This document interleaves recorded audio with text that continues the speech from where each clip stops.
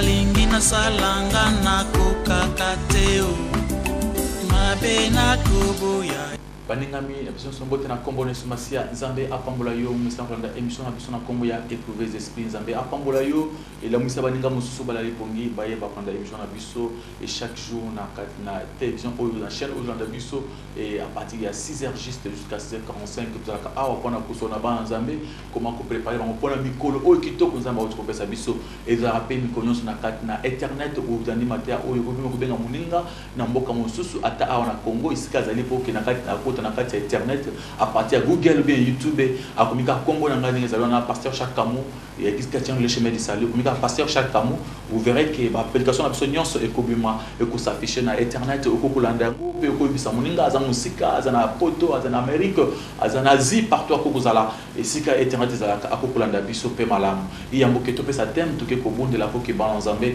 to zungisa nyonso na boko na Nzambe kolo na biso o azali mettre temps et circonstances alors que tout ce qui respire glorifie le nom de l'Éternel, c'est pourquoi Seigneur te glorifier comme bon Nzambe.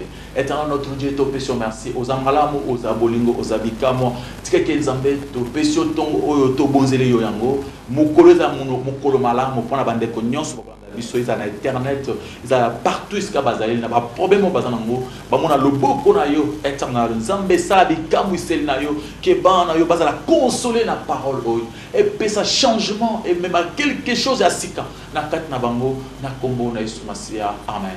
Nzambe apamolo bien-aimé Nzambe azana biso et toujours pour continuer na matina biso ya pardon na maloba Yesu Masia loba ki na ngomba Golgotha et tango Yesu loba ki première parole lobi papa limbisa bango po ba yebite o bazo sala et na kati ya maloba pardon attention ya kitoko ça ba Nzambe ke koboya pardon et talisi ke ozonjima bulamu ya Nzambe te pe onjima te ke Nzambe alimbisaka. Celui qui refuse de pardonner ne croit pas à la bonté de Dieu ni à la miséricorde ni à ses miséricordes. Alors ce que vous allez koboya kondima kolimi ça va tout ça dire ozo croire na bonté en Nzambe ni na miséricorde en Nzambe ni na mawana Nzambe. Alors muntu oyo azo croire na mawana Nzambe et kotalisa manakati na kondima kolimi ça nga mosusu. Celui qui ne pardonne pas, azali muntu oyo azo croire que Nzambe azamalamu, azo croire que Nzambe alimbisaka. Alors le Seigneur na mwana Nzambe andima que Nzambe alimbisaka ndé ko permettre ye pona kolimbisa banenga mosusu. Parce que Bible nous sommes en 1 Jean, chapitre 1, à partir du verset 9. Au Congo, comment Nzambe a ajouté ce dans 1 Jean, chapitre 1, verset 9. Avant que tu avances. 1 Jean, chapitre 1, verset 9. Si nous confessons nos péchés, il est fidèle et juste pour nous les pardonner et pour nous purifier de toute iniquité. Bible bien aimé que ceux qui te confessent ma soumo na biso, ceux qui te tubela ma ben na biso, Nzambe aza fidèle, il est juste pour nous les pardonner. Et pour que tu sois la pardonner, il faut te confesser ma soumo na biso. Dieu reste fidèle pour pardonner. Et Seigneur tous a foi. De nous avons essayé de condimer que Dieu a dit vrai. Qu'on croit na maloba ou nous avons dit koloba. Celui qui n'a pas la foi ne croit pas à ses pardons. Ne croit pas que Dieu peut pardonner. Nzamba lobi, si vous confessez, ceux qui ont confessé ma somme, Dieu reste juste et fidèle.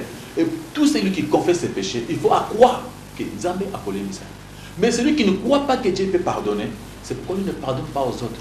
Il y a un moment où limbisa biso, ndenge to limbisa kabaye, basa biso mabe. Alors pour yo limbisa moto, il faut s'assurer que Nzambe peut pas limbisa yo. Et ceux qui yo aux assurer que ceux qui ont enseigné au bolim sur l'imbicier, c'est-à-dire aux autres comprendre que yo peut se enseigner pas Nzambe, Nzamba limbisa kayo. Mais celui qui ne pardonne pas, il ne croit pas que Dieu peut le pardonner aussi. Alors bien aimé et Seigneur ba Nzambe to fongola miso. Mutu nyoso ayeba ke Nzambe ya liboso aza kolimbisa biso. To moni Yesu liboso asengi bolimbisa pona biso alimbisa biso. To moni Bible koloba ke bato ba reconnaître masumo na bango ba kolimbisa. Alors Seigneur yo pe onjima ke yo pe il faut limbisa bato po Nzamba limbisa kayo. Alors ce que vous kolimbisa bato c'est-à-dire onjimité ke Nzamba kolimbisa. Alors ce que onjimi ke Nzamba limbisa yo pe kolimbisa bato mosusu. oyo basali yo mabe esengeli bana nzambe bayeba ke pardon ezali eloko monene makasi oko toyebaki ezali puissance ozali kolibere ezali puissance ezali kopesa délivrance na kati na biso etango moto azali kolimbisa bato mosusu akomi parfait akomi mwana na nzambe bino me tozali bato tozalaka mabe te mais mpona kovivre na bato il faut koyeba kosupporte bato lokola nzambe azokontinue kosupporte biso alors esengeli na bana nzambe bacomprendre eloko ya moto yo makasi toyeba kolimbisa bato nde kondimaka nzambe alimbisaki biso tokokota na kati na mokanda ya Matthieu chapitre 18 okomona histoire oyo à partir histoire oyo ekotalisa biso comment nzambe azotalisa biso ke vraiment bato oyo bazali koboya kolimbisa baza na culpabilité bazo vivre culpabilité sont des gens on a lelo à confesser ah lobi a confesser qu'on a dit andimina nute ke nzamba limbisi akoko tubel lisu moko na place nyonso akende boy na peut na tubel les mêmes péchés abandi ko confesser partout akeboy a confesser c'est a dit croire que nzamba zo limbisa ye pourtant que nzamba za na pour ça par la foi tu crois que Dieu c'est un Dieu qui s'est pardonné Dieu est miséricordieux alors il faut tout le monde c'est par la foi alors batang libiso Matthieu chapitre 18 à partir du verset 21 22 Matthieu chapitre 18, versets 21 et 22. Alors Pierre s'approcha de lui et dit, Seigneur, combien de fois pardonnerai-je à mon frère lorsqu'il péchera contre moi? Sera-ce jusqu'à 7 fois? Jésus lui dit, je ne te dis pas jusqu'à 7 fois, mais jusqu'à 70 fois 7 fois.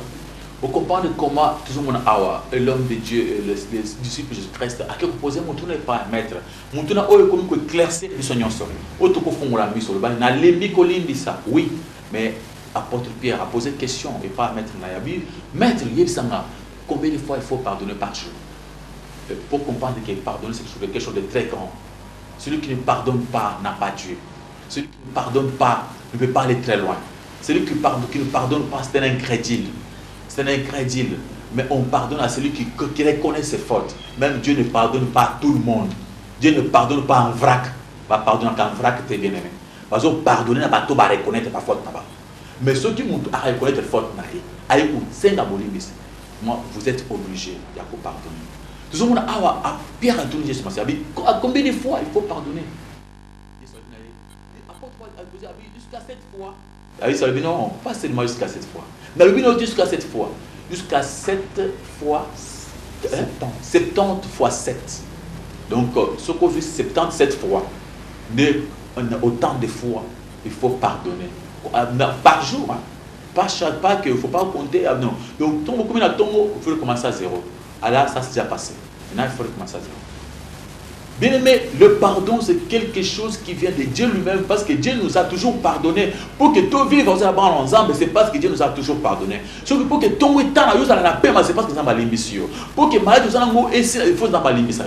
Pour que ma femme nous ait il faut nous avoir l'immission. Pour que nous ait essayé mon avis, il faut nous avoir l'immission. Parce que biso ce côté la vie n'a besoin par rapport à ensemble. Toujours mérité le comme côté. Mais c'est par la grâce. La grâce ça veut dire le pardon de Dieu. C'est par la grâce que nous sommes sauvés.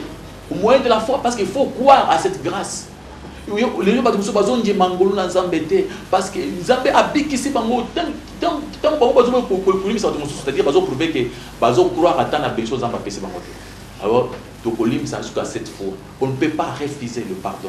Même combien de fois par jour. Au niveau il sont aussi à Tessibiso, il est comme jusqu'à l'infini parce que qui peut faire 70 fois 7 fois à ça le même péché de bosser à mon tour. N'a ça moi de souvent à ça le cas le même jour à ça à même 100 fois. Alors ce qu'on dit c'est à peu près 490 fois. Alors tout ça ça prouve que le pardon est une puissance. Il faut pour être un enfant de Dieu, il faut avoir le pardon, le sens de pardonner aux autres. Il faut comprendre aux autres. Alors c'est pourquoi besoin de ce que donc comment est-ce que comment est-ce que ça côté une histoire pour na soko qui a partir verset 23 Yesu a côté une histoire atali sabi que muntu moko je tout ça la Matthieu 18 abi muntu moko azalaki mais je crois qu'il faut que tanga le bana c'est important banza musozo na biso babi quand ça qui est passé chose makambo na mais au histoire pour comprendre que quand tu ne sais pas pardonner tu ne crois pas à la bonté de Dieu tu ne crois pas à ses miséricordes. Et celui qui croit à la miséricorde de Dieu, il peut pardonner. Matthieu chapitre 18, à partir du verset 23. C'est pourquoi le royaume des cieux est semblable à un roi qui voulut faire rendre compte à ses serviteurs. Quand il se mit à compter, on lui en amena un qui devait 10 000 talents.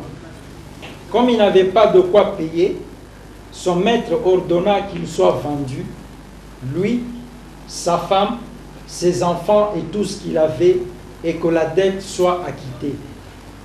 Le serviteur, se jetant à terre, se prosterna devant lui et dit, « Seigneur, aie patience envers moi, et je te payerai tout. » Ému de compassion, le maître de ce serviteur le laissa aller et lui remit la dette. Après qu'il fut sorti, ce serviteur rencontra un de ses compagnons qui lui devait 100 deniers. Il le saisit et l'étranglait en disant, « Paye ce que tu me dois. » Son compagnon, se jetant à terre, le suppliait, disant, « Aie patience envers moi, et je te payerai. » Mais l'autre ne voulut pas, et il alla le jeter en prison, jusqu'à ce qu'il ait payé ce qu'il devait. Ses compagnons, ayant vu ce qui était arrivé, furent profondément attristés, et ils allaient raconter à leur maître ce qui s'était passé. Alors le maître fit appeler ce serviteur et lui dit, « Méchant serviteur, je t'avais remis en entier ta dette, parce que tu m'en avais supplié. Ne devais-tu pas aussi avoir pitié de ton compagnon, comme j'ai eu pitié de toi ?» Et son maître, irrité, le livra au bourreau jusqu'à ce qu'il ait payé tout ce qu'il devait. C'est ainsi que mon Père céleste vous traitera, si chacun de vous ne pardonne à son frère de tout son cœur. Tu comprendre l'histoire où il y a le talent, l'histoire moko il y a mutu ma casse où il sont section il y a un chef où ça la compte na kata batunaye. Tout le monde a ça la compte azana batu mususu bazaki na banyongo minene munyongo lokola 10 000 talents. 10 000 talents pour la bateau ba landisi pour la vérifier 10 000 talents par rapport il y a valeur il y a mbongo lelo ezaki lokola 10 000 talents lokola nani pas ko ba ko futa na kati na mboka ya monene même pendant une année. Alors 10 000 talents ezaki mbongo mukete ezaki mbongo moko ke mutu na ndenge na ye moko ezaki impossible à futa.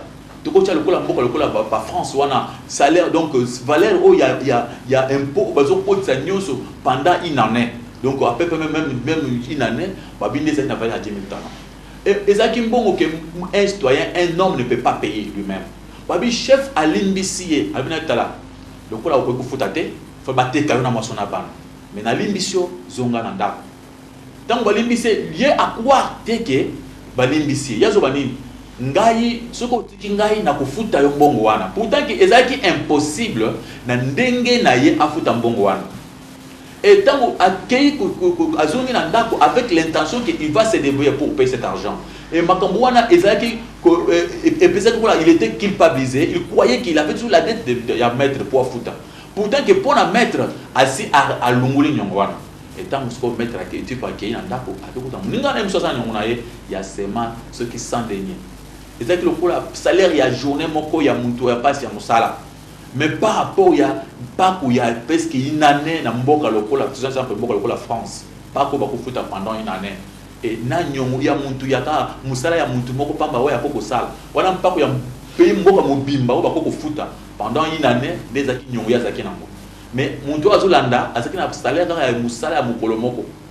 Type oyo ake akangiye parce que lui croyait que mukuza kukangaye mukuza na limbisi était bien que mukuza ça c'est que national limbisi mais lui ne croyait pas que mukuza limbisa qui c'est pourquoi il est allé il a arrêté son frère quand mazi muninga naye ake ba moko atie na prison le biyo na kotika yo teti okofuta na ko libérer yo teti okofuta nyongo nyonso et nyonso wana tango ça et c'est perisaki mukuza sango et comme pas mukuza.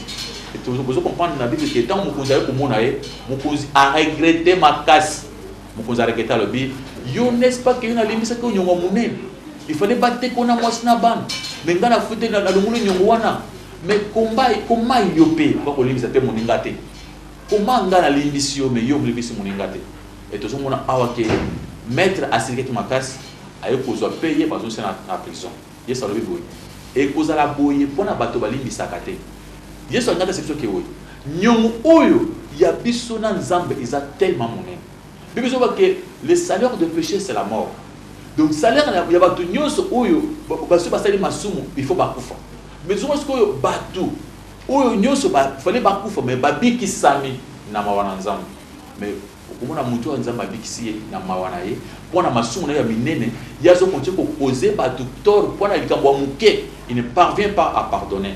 Alors, tant que c'est-à-dire tu ne pourras pas aussi que les gens c'est-à-dire que vous avez culpabilisé, c'est-à-dire que vous avez un incrédule. C'est-à-dire que vous avez dit que les gens ont pardon en Zambé, c'est par la foi que vous aurez pardon en Zambé. Et ceux qui ont dit que les gens ont c'est comme ça que vous avez le bosso, vous avez pambola. Et aujourd'hui, il ne faut pas la culpabiliser. Pourquoi? Avec la prédication d'aujourd'hui, Zambé a limbisa kabangote, Zamba zo koto kabangoti ba masukona maso ba boti na bango, Zamba che bango ka singa. So ko tunga passer le kambo makamba mabota. C'est-à-dire Zambé oyo ba to sabato Zamba motema mabe.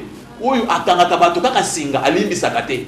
Pourtant que Yesu azala Bible, azali Zambé oyo azo limbisa mutu na nyomwa minene même makambo yemo kwa sali. Donc akolimbisa même na nyonso en général des Zambé oyo la taille biso. Mais tellement que les hommes de Dieu, ils sont en Moussous, où il y a l'imbisakate, il y a ce qu'on dit qu'on a dit Maboti, il y a un peu de Sambe, les Zambas à Kandana. Parce que tant que you ont que Zambe à l'Ansaroté, comme Baboti na yo, à l'imbisakayote, you peux m'en limbisate parce que you dit que n'a l'imbisakabat. Mais les Zambes, Badaba Koko Bassa, Massuma limbisate. C'est pourquoi nous, Bazo, quand ils cherchent à payer leurs dettes eux-mêmes. C'était un incrédule. Ne croyez pas. Vous avez acheté vous avez limbisakiote. Mais il y a un animal qui est Zamba limbisa biso masumu bandaka yo kontakaka nzambe na limbisa biso te ozo fuisa bato mbongo lelo futa mbongo pona masumu elungwa pourtant que masumu basi ba limbisa déjà passé. Alors ça prouve que les gens au bazo continuer ko si c'est pas nzambe ke bazana masumu ya baboti ya bango ko nzamba limbiste c'est-à-dire bazo te bango culpabilité bazo culpabiliser bango bazo ko charger bango masumu oyo nzambe à cause de limite bango.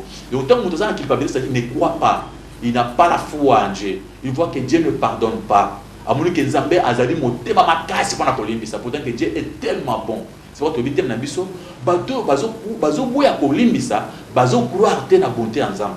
Si tu crois que Dieu est bon, au limbisa pas ton parce que que nzambe a sa limbisio. Ce que nzambe a le bolamo, au kolinga pe o sa pe, ou tout ça on peut pas ton source. Mais tellement que bino moni nzamba sa pe le pour prendre bino te beaucoup de bunda bino moko pona ko se défendre pour na masumo ici là il faut que ça ba carême mingi ya ba mikolo belé pour na masumo ici là c'est pourquoi zo mona bozo ko mabité ma makasi pour na kolinga nga mosusu. Alors yeba que Dieu tout puissant a limbisi ba nyonso oyo ba ko confesser. Alors si vous confessez je suis juste et fidèle, Dieu agira fidélité pour pardonner na ba nyonso ba ko confesser. Nego ata osali kamo na vie na yo ceux qui vraiment au fongoli motema na yo sincèrement au confesser et pas passer na nzambe ou bien pas monto asala comme abbé ou bien les kambo aussi le bilan na bat na nzambe ça là très sûr que Dieu est tellement bon pour te pardonner. Dieu nzambe azali prêt pour na kolimbisa yo muyibi oyo asanga be nyonso ne kulusu asengi bolimbisa kelola a combien plus forte raison yo nanga ceux qui te ko fongola motema na biso ko pesa nzambe confiance. Nous devons faire confiance en Dieu. Alors, vous manquez confiance, vous manquez foi. C'est pourquoi vous culpabiliser. À partir de culpabilité, c'est pourquoi vous venger mon kill. Comme vous venger votre moussous, ils ne parviennent pas à pardonner aux autres parce qu'eux-mêmes ne croient pas dans le pardon et en Zambé. Zambé a pambola yo. Manque à pardon, mon frère, ma soeur. Les autres tailles, c'est que tout ça dans le bolingo. Surtout dans le mariage. Si vous avez un bolingo, vous avez un manque à pardon. Vous avez que mon tour a un bolingo, mon tour a un Jésus-Christ. Pour ceux qui ont 1 Timothée, 1 Corinthiens chapitre 13, on nous parle de la charité. Par le but de l'amour. Celui qui a l'amour, né à cause de la bouille. Et celui qui n'a pas l'amour, n'a pas Dieu. Celui qui a l'amour, a même comprendre, comprendre. Mais celui qui n'a pas l'amour, il y a les autres boyés, mais il n'a pas l'amour, il n'est pas digne. Alors, ce que tout le monde a 1 Corinthiens, chapitre 13, tu vas dans verset 4 jusqu'à verset 7. Pour comprendre que Zambé a zéro côté comme ça, tu as ma casse, où il va comprendre que vraiment, avec l'amour, avec la charité, tokoki kolimbisa baninga mosusu tokoki comprendre baninga mosusu mais soki yo ti lelo tu ne sais pas comprendre aux autres, tu ne sais pas, tu n'apprends pas encore à pardonner aux autres, c'est-à-dire tu n'as pas la charité, tu n'as pas l'amour, tu ne crois même pas en Jésus-Christ. Celui qui croit en Jésus-Christ, c'est celui qui apprend à pardonner aux autres. Alors, Batang Lebiso, dans 1 Corinthiens, chapitre 13, à partir du verset 4 jusqu'à verset 7. 1 Corinthiens chapitre 13, versets 4 à 7. L'amour est patient, il est plein de bonté.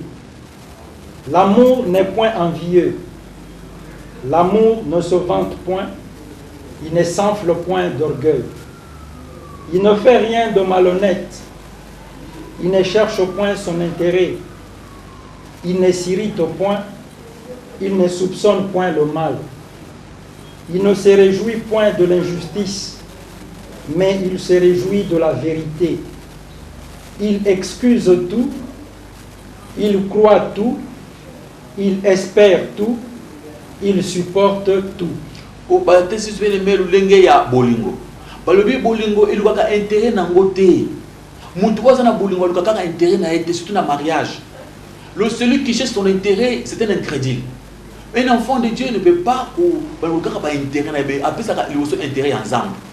Nous avons confiance en notre Dieu. Nzambe ou le but pour vendre la libala et la malam. Alors ceux qui maman pendant que la libala ou que nous le bon la libala pour ça va faire c'est pourquoi au monde la libala moyen vendre qui met tu cherches ton intérêt. Ceux qui papa et qui la libala on a pas pour profiter na maman ou pamba a son été c'est-à-dire a son intérêt naïe. Donc et c'est le mobile bien moi aussi alors intérêt naïe. Tout le cas intérêt à Jésus-Christ, intérêt à Nzambe. Tout ça, bolingo, ça veut dire avoir le Saint-Esprit. Si nous avons l'Esprit de Dieu en nous, c'est ce qu'on appelle la charité. C'est-à-dire avoir Jésus-Christ. Celui qui a Jésus, azali mutu oyo aibi ko comprendre, ko aibi ko excuser baninga mosusu. Azali mutu moko aluka ba intérêt na été, mais aluka ba intérêt ya Nzambe. Ah oui, babi celui qui a l'amour, c'est celui qui sait comprendre tout, excuse tout, supporte tout. Quelque chose qui est dans Ephésiens chapitre 5, à partir du verset 22, quelque chose part au verset 22 et 23, où on a mis au verset 1, parce que mobali linga mwasi na yo. Mwasi tosa mobali na yo. Au comment on a sens parce que mobali linga mwasi, c'est-à-dire quand on demande à un homme d'aimer sa femme, ça dit beaucoup. Ce n'est pas seulement dire que je l'aime. D'abord aimer c'est un commandement. Ba pesi meeting il parle ensemble linga mwasi na yo. C'est-à-dire tu vas la supporter. Tu vas faire de pour la comprendre. Tu dois apprendre à l'excuser. Donc, aimer sa femme, c'est-à-dire ne pas chercher son intérêt. Ou le monde n'a pas intérêt, ou juste ça, tout pour que moi, si on a payé à la malam. Donc, quel que soit ma cambouileki, l'amour, c'est celui qui croit tout. C'est-à-dire accepter ma cambouignon, sur moi, ça n'a pas il y a un problème, à tout le monde qui a un problème, mais toi tu crois, tu es un homme de Dieu, Dieu fera sa place. Nous avons besoin de confiance. L'amour excuse tout, l'amour croit tout, l'amour supporte tout. Alors, ce que vous avez dans l'ensemble, ce que vous avez dans l'ensemble, et c'est que vous avez étalement, na bizarre, na comportement, na nous sommes sale. Et aujourd'hui, nous voyons des gens qui divorcent facilement. Est-ce qu'ils croient à ces commandements qui demandent que l'homme, mari, aimez vos femmes? Est-ce que M. Pierre, vous avez trouvé ces commandements? Ephésiens chapitre 5, verset 25. Ok, bataille d'amour. Marie, que chacun aime sa femme comme Christ a aimé l'Église et s'est livré lui-même pour elle. Tout ce qu'on parle que Marie, que chacun aime sa femme comme Christ, pas aime ses femmes. On a dit sa femme, c'est-à-dire moi sinaye, pas bas sinaye. Yo quand ça vient que balubi basi non, on a dit sa femme. Babi que mon bali nyoso alinga moi sinaye yo linga basi belé o ja ok na coin côté petit chéri moko futa na coin o du bo na musala kuna o ya musala yibi kombo na yes o sana musala kuna wana wana uzana pe ulungu wana musala tango kena kitambo una kitambo kotia nganda wana pe bozana yi wana yoza Marie baloba ya te Marie bazo maloba Marie o penza zana mwasi moko aimez vos femmes yo kiza difficile o linga sikoyo o linga mwasi ne yo tango kozana basi bele moi o linga sikoyo mwasi na passe o komi bana 18 ans yo moko wana bana 25 ans yo moko wana sikoyo mwasi na sikoyo bozana yo komi comment le kola komi o semble ta kufa po yo za à l'aise pour ça que nous mana. Alors, Marie, aimez vos femmes. C'est-à-dire, ne pas chercher son intérêt. Vous avez un intérêt, vous avez plaisir, vous avez un intérêt. C'est-à-dire, vous n'avez pas l'amour. L'homme, tu dois aimer ta femme. L'aimer, c'est l'excuser. donc la comprendre, c'est-à-dire, quand vous comprendre moi, c'est-à-dire, c'est ça ce qu'on appelle l'amour. L'amour qui comprend tout, qui exquise tout, qui supporte tout. Alors, ceux qui ont les lots, vous parvenir, il y a exquiser moi, il y a comprendre moi, tu n'as pas l'amour, tu n'as pas Dieu. Quand on n'a pas l'amour, à tout ça, ils allaient inutiles, sous cannabis, ils allaient ne pas Satan. Donc, pour la kokende, place à malam, kolonga, et c'est une maman, ou les bakolinga mobile, na yope koto ça y est, papa, ou les bakotali sa bolingono, nanda kwa libala. Parce que ce bolingo est talisa mité, babi, ils allaient passer ma casse. Bolingo, ils allaient kolinga, nyoso, ils allaient ko supporter, nyoso, ils allaient ko comprendre, nyoso. C'est pourquoi on a dit que nanda kwa libala. À part seulement, qu'est-ce qui peut faire que mon alimi sa moi n'a été, ils ont le komoko, ils ont bukanda matché. Et le komoko ndeko ko ça que mobali alimi sa moi n'a été. Ou nzamba atike biso choix. Babi wana ezali ce qui cause ya infidélité té. Wana nzambe atike biso choix. Parce que ils ont bukanda ya matché chapitre 5, bana à partir du chapitre 5, Matthieu chapitre 5, pendant verset 31 32. Matthieu chapitre 5 verset 31 32. Matthieu chapitre 5 versets 31 et 32. Il a été dit que celui qui répudie sa femme lui donne une lettre de divorce. Mais moi, je vous dis que celui qui répudie sa femme, sauf pour cause d'infidélité, l'expose à devenir adultère, et que celui qui épouse une femme répudiée commet un adultère. Bezokande au communement ndumba ezali eloko nzamba lobi nzamba lobi ba boyoka sango liboso ke mutaka ko boya mwasi na ye ko sala mikanda l'ancien testament wana ko makango yesu ko lobi boye ko banda lelo ko boya so mwasi na yote au moins ke ata na poma kindumba soki za pona kilomkima kindumba te oboyi mwasi na yo oboyi ko comprendre ye oboyi ko excuser ye oboyi ko supporter ye. Alors ce moment là tant oboyi mwasi wana ko koma ka mwasi ndumba partout ko kendo mo ke akena ko vanda ka pamba alinga so mibali te yo pe soko tikali nzamba lobi boyo o vanda ka pamba o linga lisusu mwasi te ti mongolo ko kufa soko linga mwasi mususu boyo ko bandiki ndongo. Alors vous comprenez que nzambe asali kale o pour que batu ba te ba ko s'excuser pour se comprendre dans le mariage. Alors aujourd'hui il y a des gens aujourd'hui bazo divorcer avec beaucoup de facilité et tant aux amo Christo bazo mrabuza pona bato ba salimele sur masia soko soko mo Christo est difficile pour na yo nzamba zo permettre yote au divorcer na mwasi na yo. Et soko divorcer c'est-à-dire aux un incrédule tu ne sais pas honorer Dieu ou saboter parole de Dieu. Et au divorcer sans cause, il faut dans la cause il y a infidélité. Infidélité ça veut dire quoi? Moi si oyozana ye bakuti na mbali mususu so ta même temps besoin na kati ya Bible kambo infidélité nzamba zo ta sabi ba prostituer ba ndumba ba tambuli ki ndumba na banzambe mususu ya bikeko. Infidélité ngelo bateke moi si asili aboye kulamba fufuté parce que moi si azali ozwa ki boyité pona kulamba zaki na ye opo alamba ka fufuka raté basi mususu babala bango na babala na bamboka mususu ba yibi kulamba te bazoka batu mususu balamba balaka tana restaurant ezateke parce que papa il ko so bilamba na ngate wana za makambo mususu wana makambo wana za makambo kaka pona etika kana Congo o comprendre kana Congo desal vivaje kana Congo kena bamboka mususu mona basi ba biso makambo so bilamba te mais bazo vivre bien bilamba ba chaka lavage ils ont problème au mitou isate souci makasi papa moi so bilamba te na boya ye wana za raison ko boya moi c'était bilamba kena en lavage ba on va laver ses habits. Alors, papa, mais c'est ça la vérité. Tu peux même l'aider au il sait comment on le malin. Alors, le problème c'est quoi? Le problème c'est que tu vas comprendre. Et le Zambazo, Zambazo, où il y a un divorce, c'est ça. Zambazo, tu vas dans le mariage. C'est pourquoi on a un Matthieu en chapitre 19. Zambazo a consisté à partir du verset 3 et jusqu'à verset 9. Alors, pour la coupe qui s'accorde.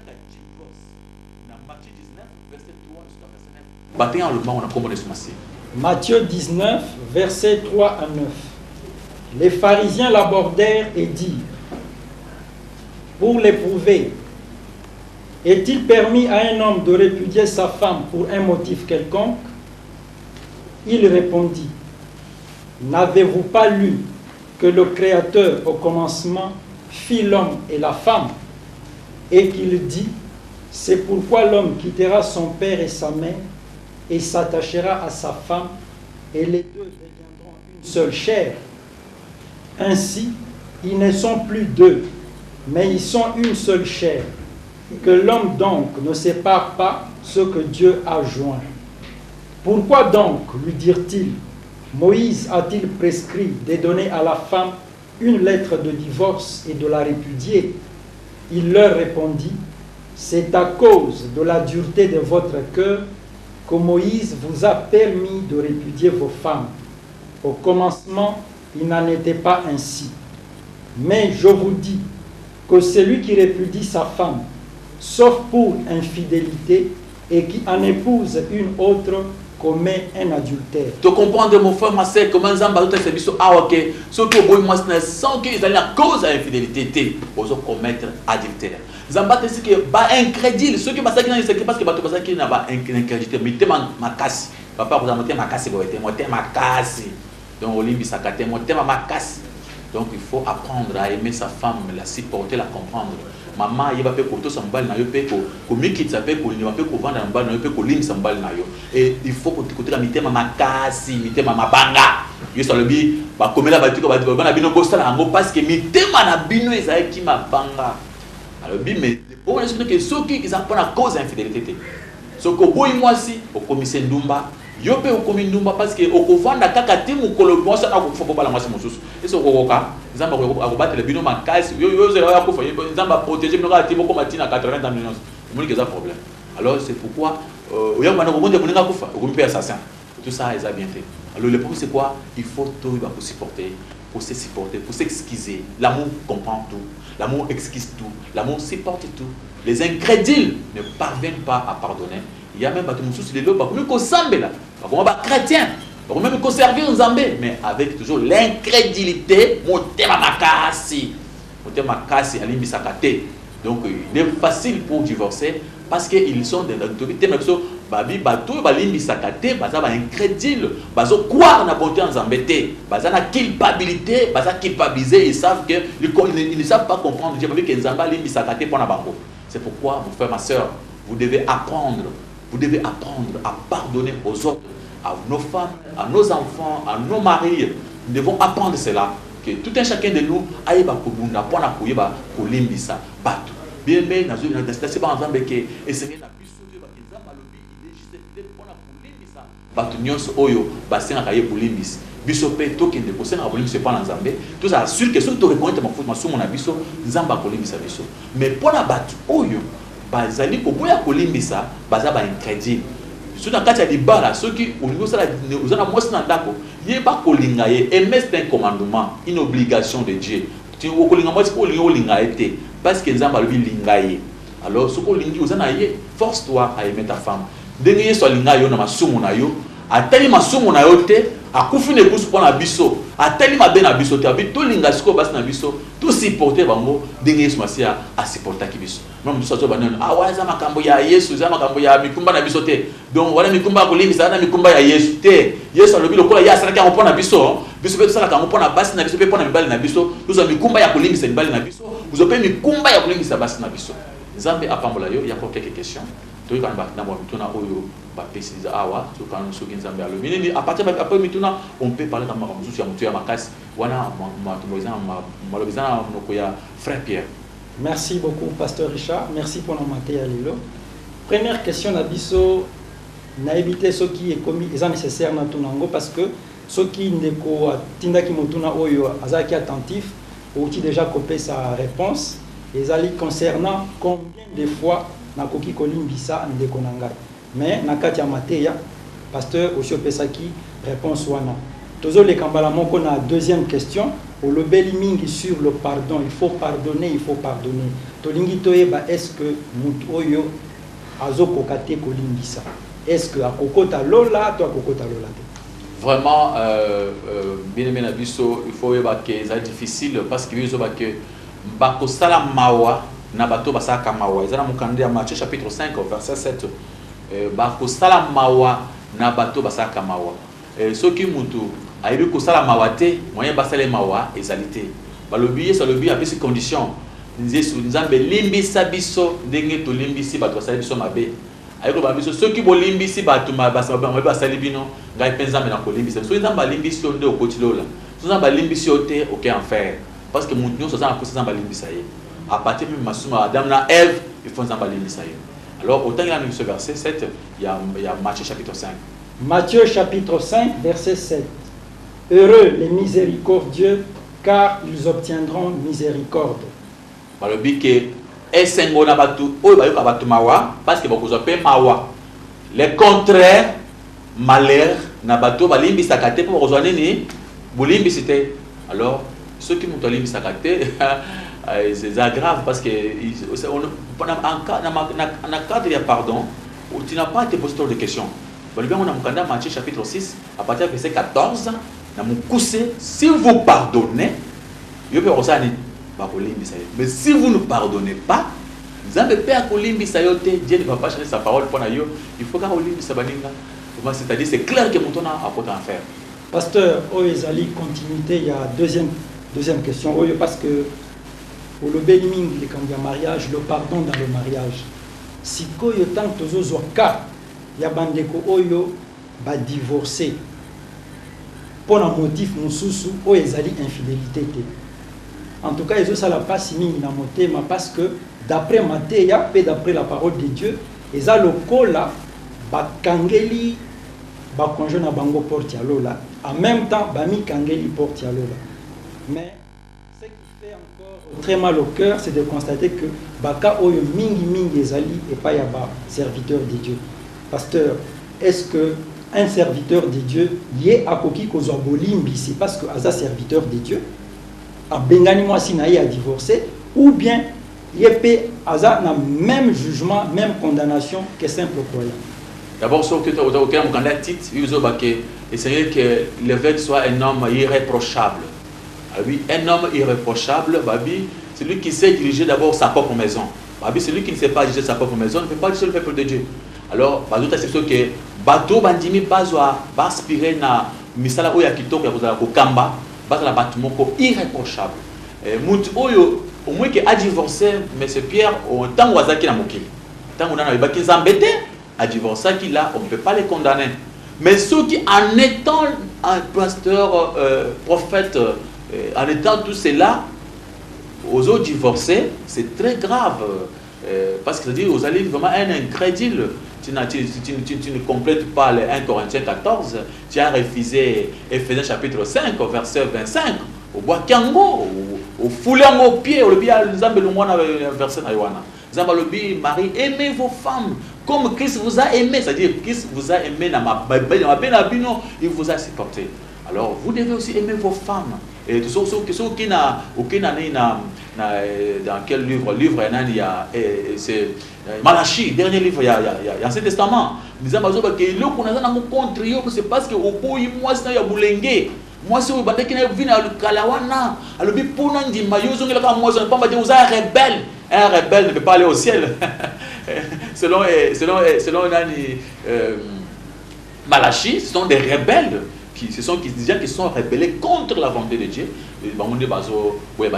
C'est grave parce que la porte est ouverte. Vraiment, moi qui ne pas se repentir, sinon c'est l'enfer.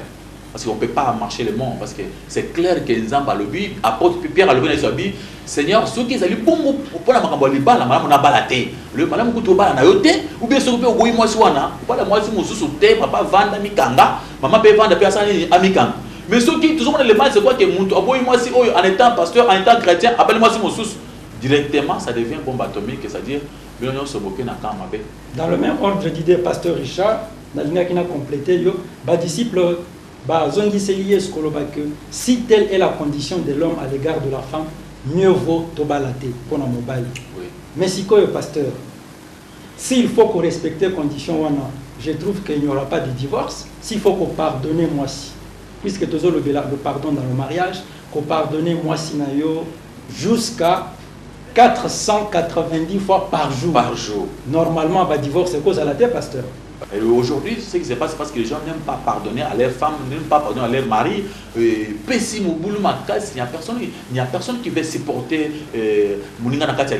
l'amour exquise tout, supporter tout, croire tout. Alors, ça prouve qu'il n'y aura plus de divorce. conséquence et on a conséquence que les gens bien éduqués. Et il y a encore une question. Rapidement, pasteur Richard, Nathan Tikali, pour notre côté, il sort. Parce que les autres ont constaté, le serviteur de Dieu est belé, va divorcer. Pour un motif, en dehors, il y a infidélité, va se remarier et puis va se cambabato. Quel sera le sort? Il y a des fidèles au Bazolanda, des pasteurs, au Bazé se retrouver dans la condition. Oui, mais c'est Pierre, sans que tu aies un monoko, bateau, parce qu'il faut seulement dire la vérité a toujours été difficile. Mais c'est pourquoi moi, ils ont arrêté de dire la vérité. Mais la vérité est que j'ai vu Jésus-Christ un aveugle en train de conduire notre aveugle. Bon, ça, le boule. Alors, ceux qui pasteurs n'ont pas aveugle, ceux qui aveugle, ceux qui maman prophétesse n'ont pas aveugle, mais mieux on a le boule au coin naïe, qui est pas sur le but. Beaucoup de temps, prophète aveugle, qui n'a pas de temps, pour pas qu'il porte à l'eau, pour pas qu'il porte à l'eau la tête, calme, il peut porter à l'eau la tête. C'est-à-dire, ceux qui passent en ayo, ils ont déjà mon système AB, ils ont déjà vérité, ils ont déjà mensonge.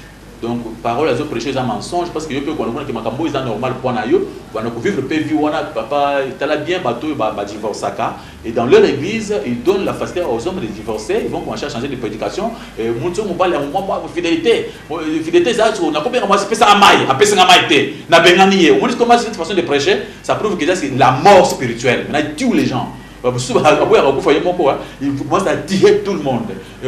Moi, c'est un d'accord. Il a repassé. Papa, moi, c'était pour repasser Bilamba. Pour engager moi dans le salon, repasser Bilamba. Bien, on a un lavage, je vais repasser.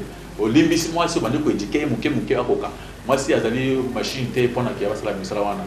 Et à Wandé, ça dit bon, papa, mais oui, mais voyager dans Boka Moussous, tu verras que les Amakambu, il y a Kala, il y a Tango, il y a Abraham. C'est quoi une habitude, il y a un biseau, pour respect, à occuper pour on a lavage, mais le biseau qui cause l'infidélité. Moi, si on veut dire, moi, si on veut dire, moi, si on veut dire, aux yeux bongo, pourquoi il y a un côté, l'amour esquisse, tout, quoi, tout, ne soupçonne pas. Il y a un soupçonné. Papa, papa, il y a un soupçon. Mon aïe, comprends? Mon aïe, pensa na mobali wana landa bango, zoma caméra, filmer bango. Maintenant, à ce moment-là, on va te comprendre. Mais si tu n'as pas vu, on t'a seulement rencontré une histoire, des histoires. Tout le monde a caillé, ça sont des histoires. À ce moment-là, on a mêlé dans l'impudicité, au combien impudique. À ce moment-là, tu peux être en train de servir Dieu, mais en étant un impudique. C'est pourquoi il faut faire attention. Je fais que prêcher la parole de Dieu, je n'ai pas besoin, il y a la vérité pour naïoter, ça c'est la vérité. Il ne faut pas être des hommes de Dieu qui se réveillent le matin avec sa femme à 12h à divorcer facilement, 13h à bailler les sous-sous. Avant de commencer à 15h à divorcer des sous-sous, 15h30 à faire le mariage. Donc il y a des gens comme ça, ils se marient avec beaucoup de facilité, ils sabotent la parole de Dieu. Dieu est saboté avec sa parole, on s'en fout de lui. On s'en fout de lui. Le moment que tu vas à l'église, le bien dernier temps, des faux prophètes vont s'élever, vont élever, ils feront des miracles et des prodiges. Il y a enfer. Il y a enfer, il y aura des foules de faux prophètes avec leur vie, divorce, mariage, impudicité, tout ça mélangé. Et toutes ces choses-là ne prouvent pas que vous avez un embêté. Avoir le monde, Michael Jackson, c'est le full plein. Alors il n'avait pas Dieu, il marchait avec les démons. Alors je n'aime pas pour penser, on attend un combo à Michael Jackson. Vous comprenez? Alors ça peut te prouver qu'on peut avoir un démon et faire encore beaucoup de miracles. Jésus-Christ l'a prouvé. Alors bien, avec les démons, les gens feront des prodiges et des miracles. Zambé à Pambolayo, je ne sais pas ma technique sur les minutes. Zambé à Pambolayo, Zambé à Sunga. Bien sûr, les biso lelo maman kubo elibana ote papa musa na nzambe limbisa maman ce qui maman wana yo balaki liboso zongisa na libala nzamba ko comprendre yo zongisa maman nzamba bi zongela mason akala ne bazoba bakomela ndinga na malachi bi zongela moisson ya jeunesse limbisa moisson na papa maman lungobo libala sikoyo maman vanda ta pana bana papa na biso ko boyo mama te okonyokola bana okoma égoïste ezala na kunyuma kenza me pasa limbisio so za pasa limbisio pe limbisa ma ko lola facile lola ko bana ndako soki ndako to limbisani de to ko to kota na lola soki na ndako to limbisani te lola ko ma difficile nzamba pambola yo apambola bande kunyonso Braza, Kinshasa, partout, Poto, vous avez aux États-Unis, partout, les ambapambola bino, na kate YouTube, au bêta, nous connaissons, mais tu vas passer chaque temps, tu verras de prédication. Chaque semaine, les autres quotas, chaque semaine, les autres chaque jour, chaque semaine, prédication, c'est les autres quotas. Au Banakulandango, les ambes, aux ambes, pour pambola yo, tika malam, bye bye.